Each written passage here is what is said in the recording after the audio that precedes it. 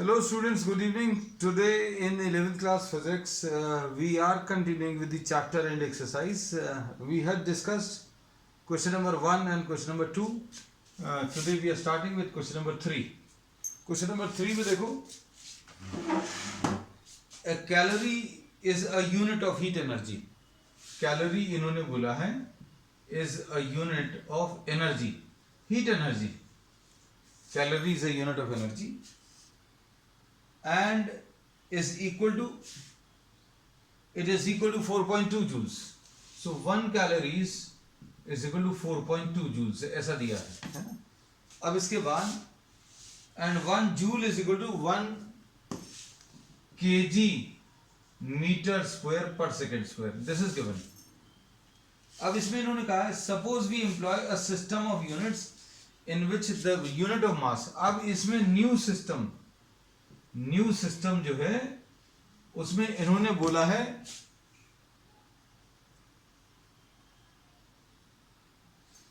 इसमें new system में mass is alpha KG and unit of length is beta metres. Length जो है that is beta metres. And next इसके बाद जो दिया है in the third part it is said that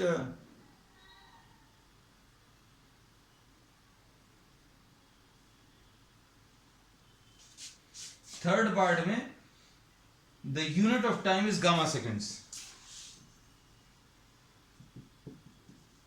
gamma seconds, ठीक, ऐसा कुछ दिया है. देखो ध्यान से, इसमें यही सब चीजें दी हैं. Show that the calorie has a magnitude 4.2. Okay, 4.2 alpha two the power -1 beta two the power. अब देखो इन्होंने बोला कैलोरीज को आपको किस में चेंज करना है, इस नए सिस्टम में चेंज करना है ना. तो सभी जगह पर आपको ये कन्वर्जन ऑफ यूनिट्स अगर लेना है तो सबसे पहली चीज अभी हम आपको प्रॉब्लम में बोलते हैं कि फिजिकल क्वांटिटी आइडेंटिफाई करो.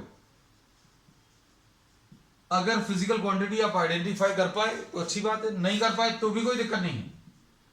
ये एनर्जी है ना. The physical quantity involved is energy. मान लीजिए ये आइडेंटिफाई नहीं कर पाए तो उससे ज्यादा जरूरी है डायमेंशनल फॉर्मूला आइडेंटिफाई करना. डायमेंशनल फॉर्मूला, आप डायमेंशनल फॉर्मूला आइडेंटिफाई कर सकते हैं एनर्जी का. जैसे सपोज फॉर एग्जांपल किसी को याद नहीं है, सपोज आपको याद नहीं है तो इसको देखकर अभी आप बना सकते हो. क्या आ जाएगा इसका डायमेंशनल फॉर्मूला? ये केजी है मतलब मास लिख लिया, ठीक. फिर उसके बाद ये मीटर है मतलब लेंथ लिख लिया, और उसके बाद ये सेकंड है मतलब टाइम लिख लिया. तो ये डायमेंशनल फॉर्मूला आ गया. जो प्रॉब्लम में दिया हुआ था उसी से अभी हमने निकाल लिया है ना. ये केजी है तो इसको लेंथ लिख लिया, सॉरी केजी है इसको मास लिख लिया. मीटर है उसको अभी हम लोग लेंथ लिख लिया, और टाइम उसको अभी हम लोग सेकेंड्स को टाइम लिख लिया. अब इसके बाद फिर नेक्स्ट अभी हम लोग क्या करते हैं, n1u1 is equal to n2u2 इसका इस्तेमाल करते हैं. n1u1 is equal to n2u2 है ना. तो n1 ऐसे ही लिख लिया, u1 कैसे लिखेंगे, m1 to the power of 1, l1 to the power of 2 and t2 to the power of -2 ऐसा लिख दिया. t1 to the power of -2, u1 unit इसी से बनेंगे, और n2 ये ऐसे ही लिखा हुआ है, और u2 इससे बनेगा m2 के ऊपर 1, l2 के ऊपर 2 और t2 के ऊपर -2. अब चीजों को अच्छे से समझना कैसा दिया है. ये n1 की वैल्यू बच्चों दी हुई है कितनी, 4.2 दिया है ना. और ये मास किस में मेजर करना है, केजी में. और ज्यादा अच्छा अभी इसको ये रहेगा कि अभी आप इसको इधर ट्रांसफर कर लें. चलो m1/m2 ये ज्यादा जल्दी हो जाएगा, l1/l2 का होल स्क्वायर और t1. और किसी को अगर मान लीजिए ऐसा जल्दी करने से समस्या जाती है तो आप वो स्टेप बढ़ाकर लिख सकते हो, उसमें कोई दिक्कत नहीं. अब देखो 4.2,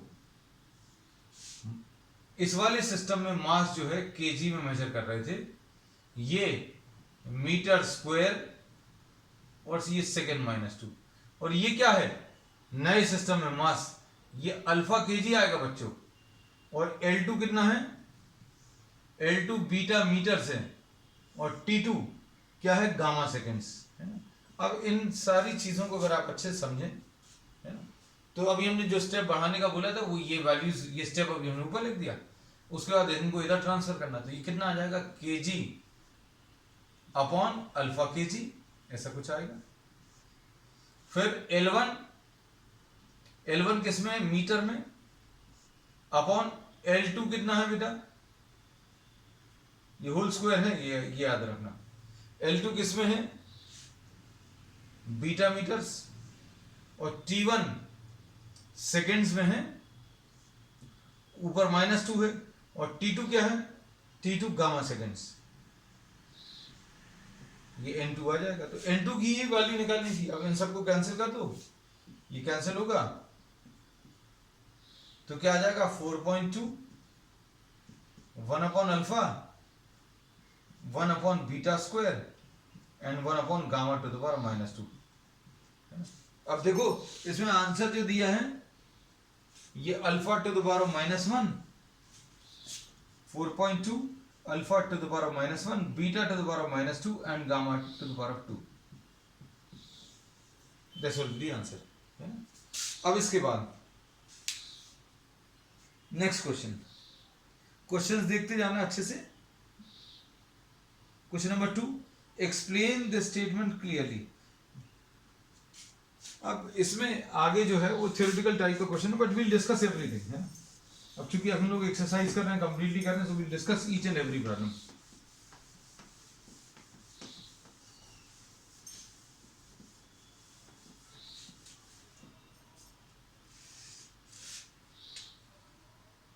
To call a dimensional quantity large or small, it is meaningless without specifying a standard for comparison, है ना।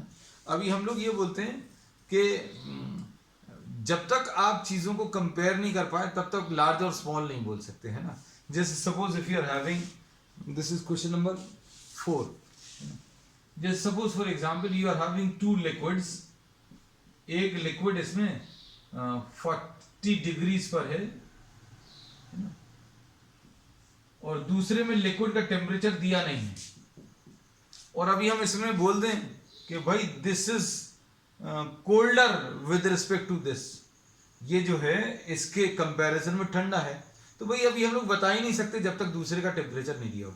तो ये हमारी बात को अगर सही करना है तो अभी हम लोग इसको 60 डिग्री ले रहे हैं, तो हम लोग बोलेंगे this will be at a lower temperature, तो बिल्कुल सही है बात। और अगर हमने इसी को अगर ये 20 डिग्रीज ले लिया होता तो क्या बोलते हैं, this liquid is hot as compare to the other liquid, है ना। तो अगर आपको हॉट एंड कोल्ड अगर आपको बताना है तो आपको कंपैरिजन के लिए 2 चीजें होनी चाहिए, है ना। तो अभी हम लोग बोले कि भाई एक आपने लिक्विड ले लिया, और अभी हमने बोला भाई ये जो है गर्म है, मोस्टली अभी हम लोग ऐसे ही कहते हैं।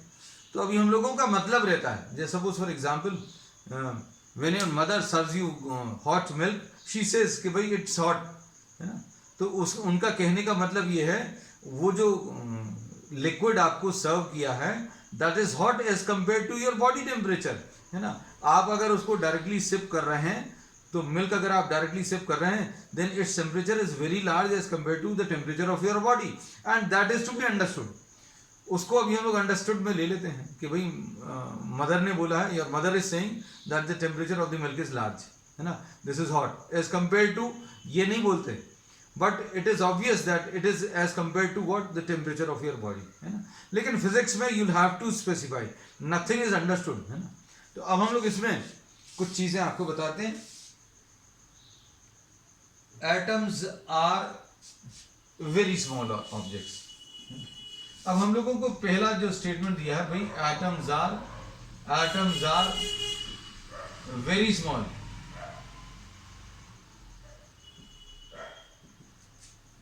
As compare to the spin, as compared to this pen cap, as compared to this tip, as compared to the thickness of your hair, as compared to the size of the room, है ना। तो बहुत सारी चीजें हैं आप इसको compare करने में, लेकिन आपको लिखना पड़ेगा that the atoms are very small objects as compared to the tip of the pen, ऐसा कह सकते हैं, है ना। So atoms are very large, very small objects as compared to the tip of the pen or thickness of the hair, or you can write down n number of examples, बहुत सारे, अभी आप बहुत सारे दे सकते हो ना। Second, a jet plane moves with a great speed. Jet plane moves with a great speed.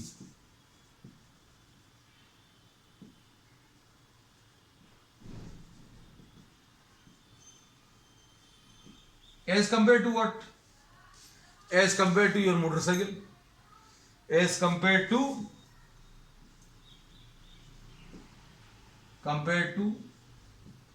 the speed of cycle, motorcycle, car, train, इतने सारे एग्जाम्पल्स है ना। So you have to justify the statements by completing them. मतलब ये इतना सा अगर लिखा हुआ है तो ये गलत है।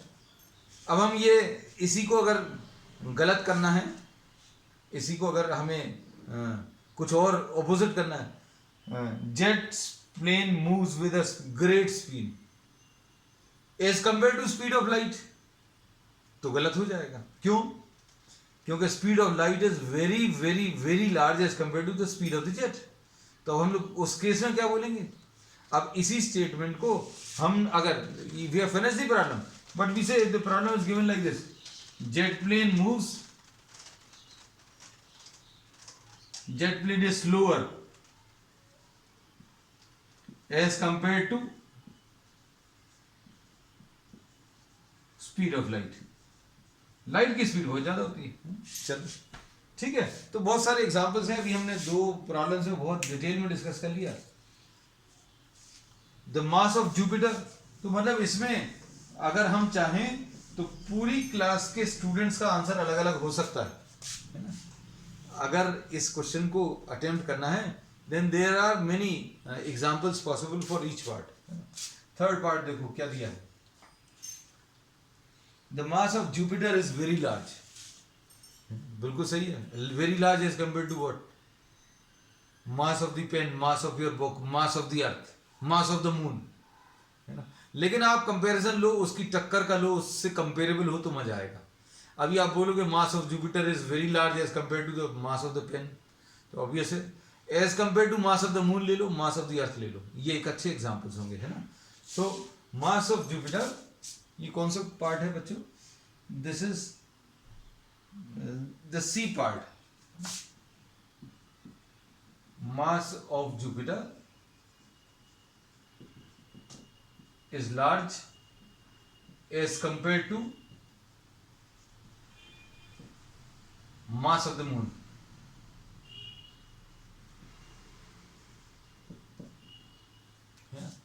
Next इसके बाद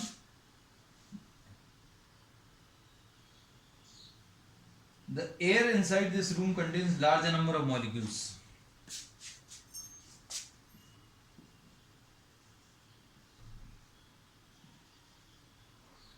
Air in the room has large number of molecules as compared to what? As compared to, आप इसमें बहुत सारे एग्जांपल्स ले सकते हैं। As those present in say a glass full of air, या ग्लास फुल ऑफ लिक्विड कह सकते हो, है ना। तो उसमें एयर में जो है ज्यादा number of molecules as compare to से 1 मोल ऑफ दी सब्सटेंस।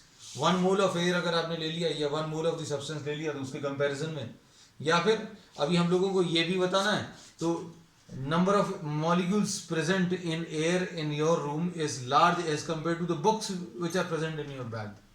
पूरे घर में जितनी किताबें उससे ज्यादा होगा, है ना। आपके घर में जितने कंटेनर्स हैं है ना, उनसे सबसे ज्यादा होगा। The number of BRICS used in your house, उसके कंपैरिजन में the number of molecules of air will be large. ठीक है, तो बहुत सारे एग्जांपल्स हैं जो हर चीज में अभी हम लोग कह सकते हैं।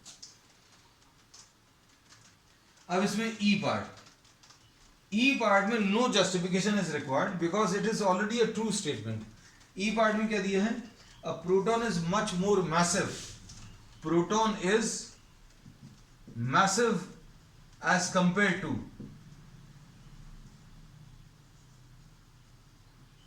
To electron. तो obviously this is true, this is a true statement and no other example is required, है ना।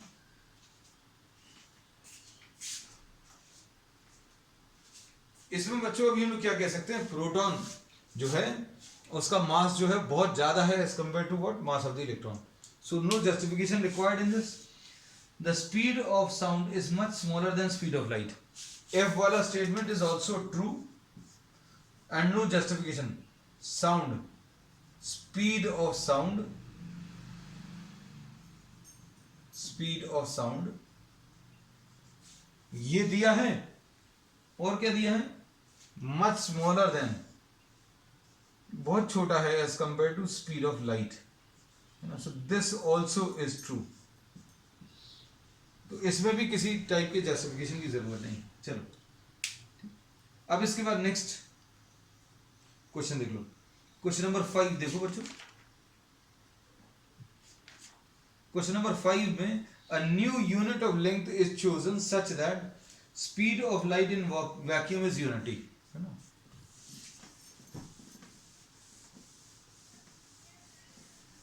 अब ये देखो कुछ कुछ चीजें आपसे इतनी अच्छी इमेजिन करा रहे हैं, क्वेश्चंस बहुत अच्छे। अब इन्होंने बोला क्वेश्चन नंबर 5 में स्पीड ऑफ लाइट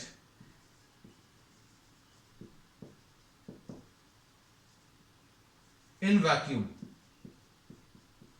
सपोज आप इसको 1 यूनिट मान लो,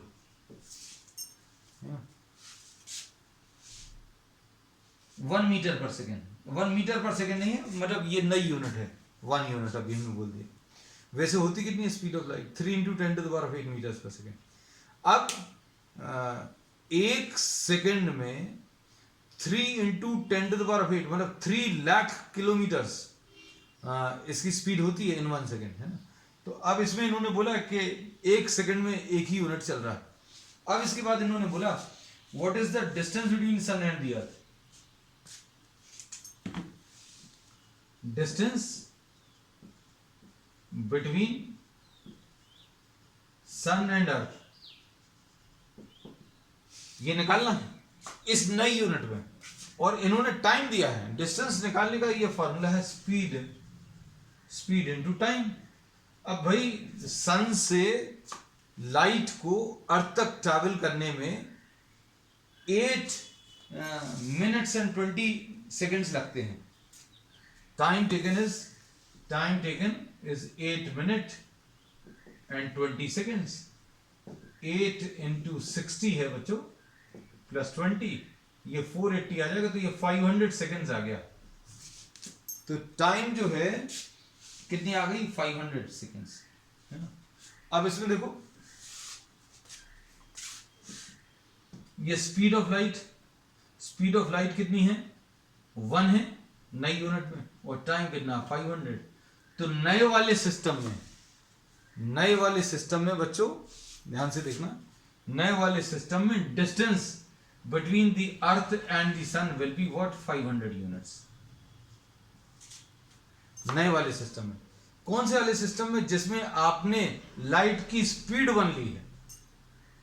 लेकिन एक्चुअल में अगर आप देखो तो एक्चुअल में अगर इतना टाइम आप माने तो 500 तो टाइम हो गया, और स्पीड कितनी होती, 3 × 10⁸, है ना।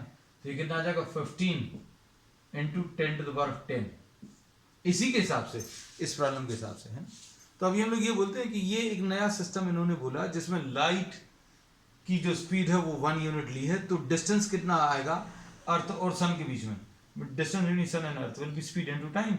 स्पीड 1 मानी है और टाइम कितना है 500, तो 500 यूनिट्स आ जाएंगे, है ना। Next 6th question, Which of the following is the most precise device for measuring length?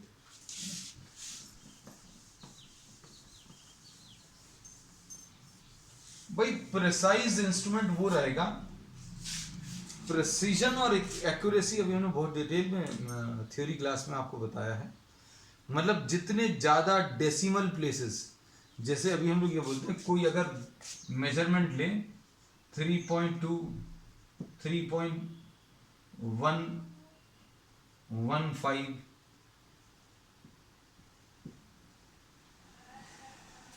और एक्चुअल सपोज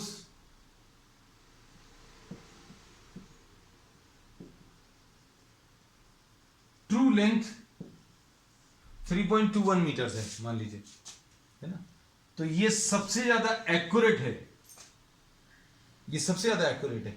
और सबसे कम एक्यूरेट कौन सी है, क्योंकि ये ट्रू वैल्यू से सबसे ज्यादा दूर है, लेकिन ये सबसे ज्यादा प्रिसाइज है, प्रिसीजन इसका सबसे ज्यादा है। इसको ऐसे इंस्ट्रूमेंट से आप मेजर कर रहे हो जो 4 डेसिमल प्लेसेस तक का मेजरमेंट कर सकता है। आप जो स्केल यूज करते हो उसमें आप डिस्टेंस कैसा बताते हो, 10.1 सेंटीमीटर ऐसे ही बताते हो ना बच्चों। हम उस स्केल से बोलें, उस स्केल से कि आपने ये डिस्टेंस मेजर कर लिया कितना 10.13, तो आप ही मना कर दो कि भाई 10.13 कैसे मेजर कर दिया, ये तो 10.1 तक ही मेजर कर पाता है। तो precision is related to what, precision is related to the least count, the minimum measurement which can be made with an instrument. जो मिनिमम मेजरमेंट आप किसी इंस्ट्रूमेंट से कर सकते हैं उसको अभी हम लीस्ट काउंट बोलते हैं, और जिसका लीस्ट काउंट कम होगा उसका प्रिसीजन ज्यादा होगा, है ना, ये याद रखना बस। अब देखो क्वेश्चन को करते हैं। Vernier calliper with 20 divisions, question number 6 में वर्नियर कैलिपर दिया है और उसमें 20 डिविजन्स है। तो 20 डिविजन्स अगर हैं बच्चों तो लीस्ट काउंट निकालना बहुत आसान है। लीस्ट काउंट का ये फॉर्मूला होता है,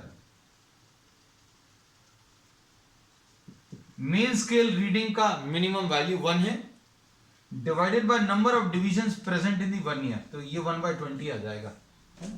तो ये कितना आ जाएगा 1/20 मिलीमीटर आएगा बेटा, ये 1 मिलीमीटर, क्योंकि मिनिमम मेजरमेंट आप ऑर्डिनरी स्केल से भी 1 मिलीमीटर ही कर पाते, 1/20 यानी ये 0.05 मिलीमीटर, ये लीस्ट काउंट वर्नियर कैलिपर का आ गया। दूसरा स्क्रू गेज, स्क्रू गेज में मिनिमम मेजरमेंट 1 मिलीमीटर दिया हुआ है प्रॉब्लम में, है ना, 1 मिलीमीटर। अभी हम लोग क्या बोलते हैं, least count of the main scale upon number of divisions in the vernier, ये फॉर्मूला कह सकते हैं अभी आप, फॉर्मूला जैसा। तो स्क्रू गेज में मिनिमम मेजरमेंट 1 मिलीमीटर रहता है और डिविजन्स कितने बेटा 100 है, तो इसका जो लीस्ट काउंट आ जाएगा वो लीस्ट काउंट कितना आ जाएगा 0.01, है ना। अब 0.05 और 0.01 में से 0.01 कम है। An optical instrument that can measure length to within a wavelength. अब देखो,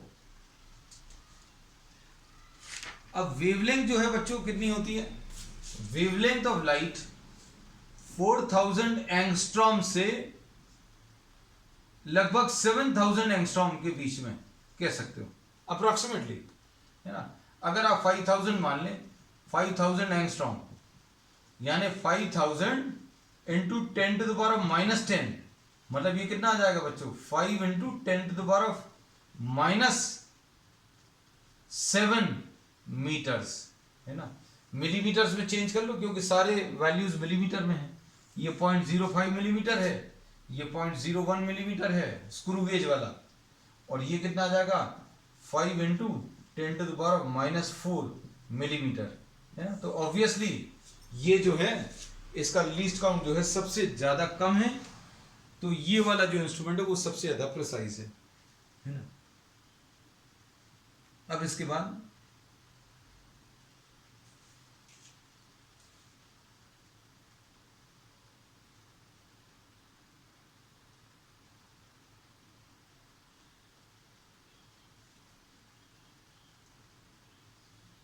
अब इसमें ध्यान से देखना,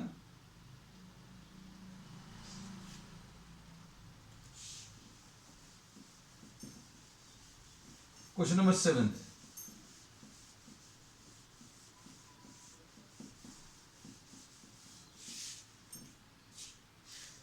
a student measures the thickness of a human hair by looking it through a microscope of magnification.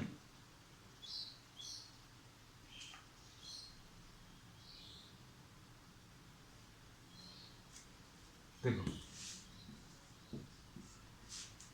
Magnification of the microscope, magnification of the microscope 100 है। इसका मतलब क्या होता है, ये 100 टाइम्स मैग्नीफाई करके चीजों को दिखा रहा है ना। क्योंकि अगर आपको, ध्यान से सुनना बच्चों, अगर आपको माइक्रोस्कोप के थ्रू किसी चीज को अगर देखोगे, what will happen, the size will appear to be large, size जो है ज्यादा समझ में आएगा। और इन्होंने इसमें बोला है ह्यूमन हेयर को आपने माइक्रोस्कोप के थ्रू देखा तो वो कितने साइज का समझ में आया, 3.5 मिलीमीटर, ये अपेरेंट साइज है। अपेरेंट साइज कितना है बच्चों, अपेरेंट मतलब एक्चुअल नहीं है, ये अपेरेंट साइज 3.5। अब इसमें ट्रू साइज छोटा रहेगा कि बड़ा रहेगा, इससे ट्रू साइज इससे छोटा आएगा। क्यों, क्योंकि आपको तो मालूम है 3.5 बच्चों को पता कितना होता है। जो स्केल अभी हम लोग यूज करते हैं घरों में, जो ज्योमेट्री बॉक्स में आप स्केल यूज करते हो, उसमें 15 सेंटीमीटर होते हैं और 1 सेंटीमीटर के 10 पार्ट्स होते हैं। और 10 पार्ट्स जो एक एक पार्ट होता है, ये अभी हम लोग बोले, ये जो थिकनेस है बच्चों, पेन से जो अभी हम लिख रहे हैं हमारे पेन से, इसकी थिकनेस 1 मिलीमीटर है अप्रोक्सीमेटली, है ना। तो अब हमने बोला हेयर क्या इतना थिक होता है, इतना नहीं, इन्होंने बोला 3.5 मिलीमीटर। तो ऑब्वियसली माइक्रोस्कोप के थ्रू देखा तो ये 3.5, तो ट्रू साइज इससे कम रहने वाला है ना। तो ट्रू साइज कैसे मिलेगा, true size will be 3.5 millimetre divided by 100। क्यों, क्योंकि आपने इसका साइज जो है 100 टाइम्स मैग्नीफाई करके दिखाया, तो इसका एक्चुअल साइज कितना आ जाएगा, 0.035 मिलीमीटर, ऐसा कुछ आएगा। देखो जरा, और नहीं तो अगर आपको लिखना है तो कैसा लिख सकते हो, magnification will be equal to, magnification will be equal to apparent size upon true size, ये फॉर्मूला यूज कर सकते हो, है ना। तो ये मैग्निफिकेशन की वैल्यू आपको 100 दी हुई है और ये अपेरेंट साइज बच्चों कितना है, 3.5 है, और आपको ये ट्रू साइज बताना, तो ट्रू साइज बताना तो ये ऊपर चला जाएगा, ये 100 नीचे आएगा। तो या तो फॉर्मूला याद रखो या फिर कॉन्सेप्ट को समझ जाओ, ठीक है। अब इसके बाद you are given a thread and a meter scale, how will you estimate the diameter of the thread, है ना। ये एक बड़ा अच्छा क्वेश्चन है। अगर आपको एक थ्रेड दिया है, थ्रेड की थिकनेस आपको जो स्केल आप ज्योमेट्री बॉक्स में यूज करते हो उसकी मदद से निकालनी है। तो ये बड़े सिंपल से कॉन्सेप्ट्स हैं। अब जैसे अभी हम बोले आपको जो आपका बुक है, बुक के पेज की थिकनेस आप मेजर करके बताओ, तो क्या मेजर कर सकते हैं, नहीं मेजर कर सकते, कर पाएंगे नहीं, 1 मिनट हम दिखा।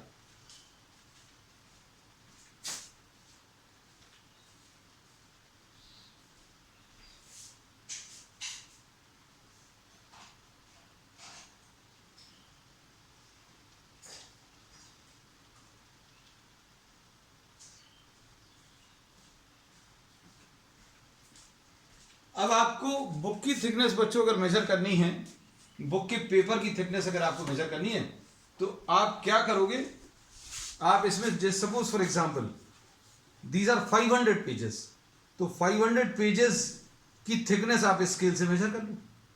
आपने 500 पेजेस की थिकनेस अगर इससे मेजर करी, ये सपोज 1.2 आई, तो 500 पेजेस सपोज 1.5 या 1.5 सेंटीमीटर ऐसा कुछ आया, तो 1 पेज की अप्रोक्सीमेट थिकनेस अभी आप निकाल सकते हो, है ना। तो इसी तरीके से अभी हम लोग थ्रेड की थिकनेस भी निकाल सकते हैं। थ्रेड की थिकनेस अगर आपको निकालनी है तो आप किसी एक चीज के ऊपर इसकी वाइंडिंग कर लो, मतलब आपने धागे को इसके ऊपर लपेट लिया और इसके ऊपर लपेट कर फिर अभी हम लोग क्या करेंगे, जैसे मान लीजिए 100 टर्न्स ले लिए तो 100 टर्न्स के कितने सेंटीमीटर आए वो निकाल लो। Suppose 100 turns are measuring 1.1 centimeter, तो 1 टन विल बी 1.1 बाय 100, है ना। तो 1 टन यानी एक धागे की टर्न का थिकनेस जो है 1.1 बाय 100 सेंटीमीटर ऐसा कुछ है। This is how you estimate the thickness of the thread. तो बच्चों आज के लिए इतना ही। We will continue with the remaining problems on the next one. That's all for today.